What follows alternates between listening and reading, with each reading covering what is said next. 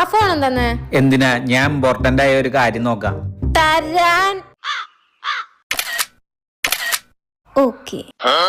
എന്റെ ഭാര്യ എന്റെ ലോകം, അവളുടെ വാക്കുകളാണ് എന്റെ വെളിച്ചം.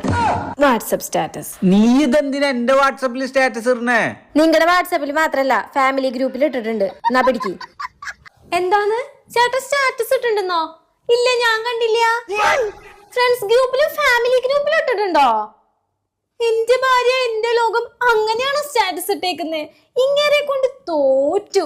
കാലത്ത് ഞാൻ പുതിയ സാരി എടുത്തു, കുറച്ച് പൂ വെച്ചപ്പോ 2 സെൽഫി എടുത്തു.